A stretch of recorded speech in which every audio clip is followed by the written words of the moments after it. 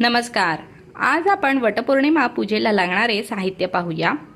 पाण्याने भरलेला गडवा, हळदी कुंकवाची कुयरी, फुलवात, खारीक, खोबरं, हळकंड, 2 विड्याचे पानं, त्यावर 1 कॉइन व सुपारी, त्यानंतर सौभाग्यवतीचं लेणं, यामध्ये बांगड्या वगैरे सगळं असतं, पंचामृत, साखर, कापसाचे वस्त्र, कच्चा धागा, अगरबत्ती, अक्षदा, माचीस, खोबऱ्याची वाटी, गूळ, कापूर, ओटी भरण्यासाठी गहू, आंबा. आंब्याला धाग्याने 5 वेळा गुंडाळून घ्यायचे आहे. ओटी भरण्यासाठी 5 किंवा 7 आंबे घ्यायचे आहे.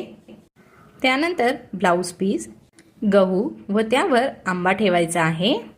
व्हिडिओ आवडल्यास जरूर लाईक करा.